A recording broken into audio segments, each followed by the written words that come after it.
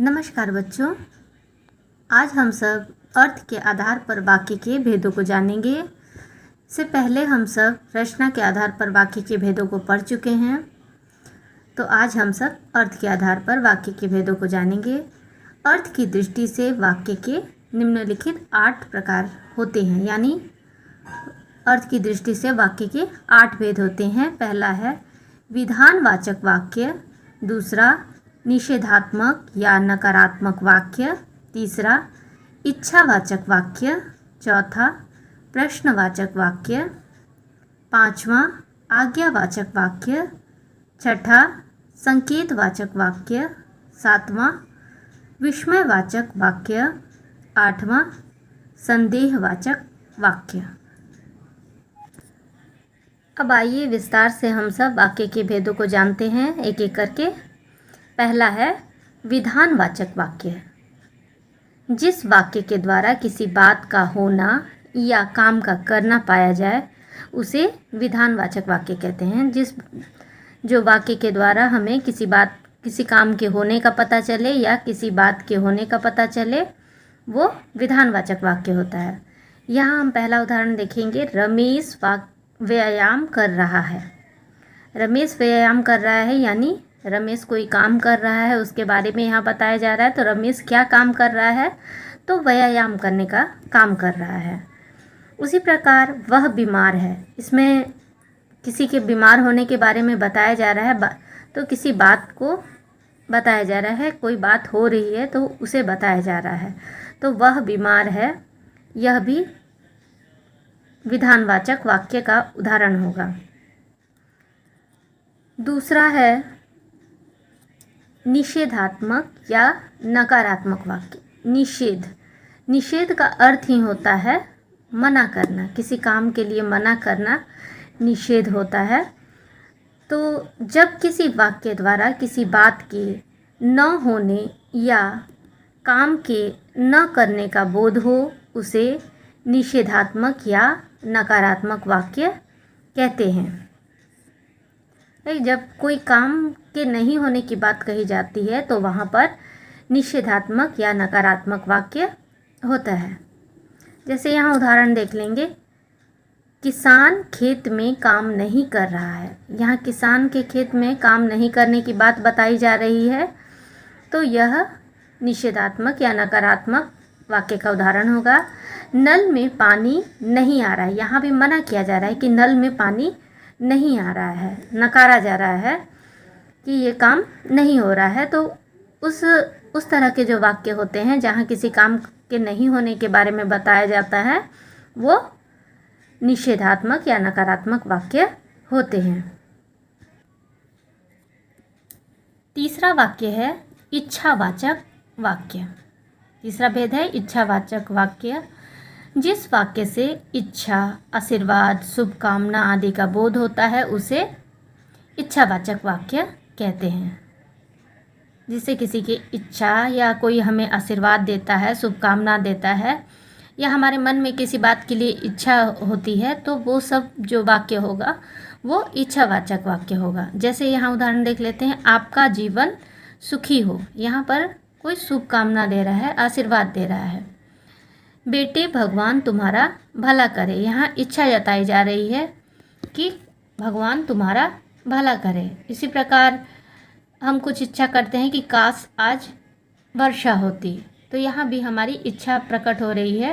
तो ऐसे वाक्य इच्छावाचक वाक्य के उदाहरण होंगे।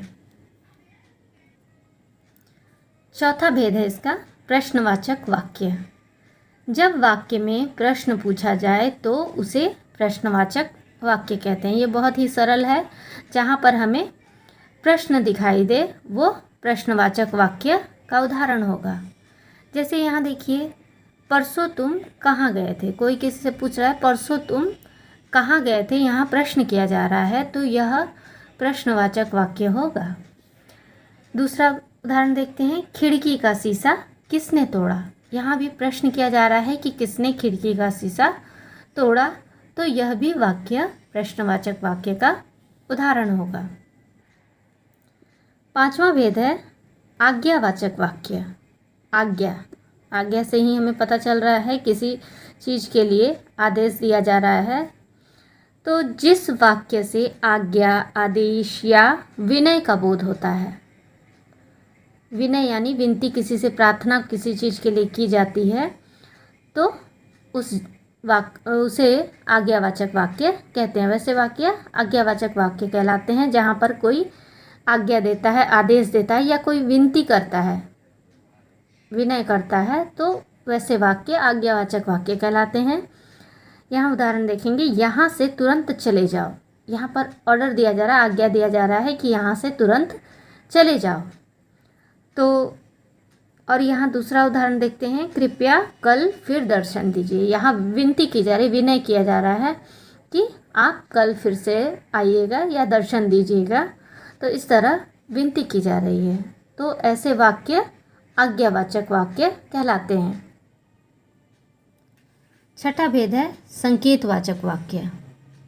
जिस वाक्य के द्वारा संकेत या शर्त का बोध होता है, संकेत होता है या शर्त होता है, शर्त के बारे में पता चल दे, उसे संकेतवाचक वाक्य कहा जाता है। जहाँ भी कोई संकेत दिया जाता है या कोई शर्त रखी जाती है, शर्त दिखाई देता है, तो वहाँ पर संकेतवाचक वाक्य होता है। उदाहरण देख लेते हैं, जब विनय आएगा तो हम भी मैच देखने चलेंगे। यहाँ पर संकेत दिया जा रहा है कि विनय आएगा तो हम सब मैच देखने चलेंगे। दूसरा उदाहरण देखेंगे, रमेश परिश्रम करेगा तो पास हो जाएगा। यहाँ पर शर्त रखी जा रही है कि यदि रमेश परिश्रम करेगा तभी वो पास होगा, नहीं तो पास नहीं हो। तो ये दोनों उदाहरण संकेतवाचक वाक्य के उदाहरण हैं। सातवां भेद है विस्मयवाचक वाक्य। जिस वाक्य के द्वारा शोक, विस्मय यानी आश्चर्य, हर्ष आदि भाव व्यक्त हों, तो उसे विस्मयवाचक वाक्य कहा जाता है। जहाँ पर हमें शोक यानी दुख, विस्मय, आश्चर्य, हर्ष यानी खुशी आदि के भाव व्यक्त हों, वैसे वाक्य विस्मयवाचक वाक्य कहलाते हैं। जैसे यहाँ उदाहरण देखेंगे, अरे तुम दौड़ में प्रथम आ गए। यहाँ पर विस्मय व्यक्त हो रहा है, विस्मय यानी आश्चर्य कि तुम दौड़ में प्रथम आ गए। यहाँ दूसरा वाक्य देखते हैं, शाबाश तुमने कमाल कर दिया। यहाँ पर हर्ष हो रही है, शाबाशी दी जा रही है यानी खुशी व्यक्त की जा रही है कि तुमने तो कमाल कर दिया। अब आठवां और आखिरी भेद देखेंगे, संदेहवाचक वाक्य। संदेह, जहाँ पर नाम से ही पता चल रहा है, संदेह जहाँ पर डाउट हो, जहाँ पर संदेह हो हमें किसी बात के होने में। तो इसकी परिभाषा देख लेते हैं, जिस वाक्य के द्वारा काम के होने में संदेह का बोध हो, यानी वो काम होगी या नहीं होगी, तो इस बात में हमें शंका हो, संदेह हो, उसे संदेहवाचक वाक्य कहा जाता है। जैसे यहाँ उदाहरण देखते हैं, संभवतः आज बारिश हो जाए। यहाँ बारिश होने की संभावना व्यक्त की जा रही है कि आज हो सकती है कि बारिश हो जाए, लेकिन यह पूरी तरह से नहीं कहा जा सकता है कि बारिश होगी या नहीं होगी। संभावना व्यक्त की जा रही है, यहाँ संदेह है कि बारिश होगी या नहीं होगी। दूसरा वाक्य देखते हैं, शायद राहुल कल आ जाए। यहाँ पर भी शायद लगा हुआ है, तो शायद मतलब कंफर्म नहीं है, डाउट में है कि राहुल आएगा कि नहीं आएगा। इस तरह यह वाक्य भी संदेहवाचक वाक्य है, आ भी सकता है और नहीं भी आ सकता है। तो ये दोनों वाक्य संदेहवाचक वाक्य के उदाहरण होंगे।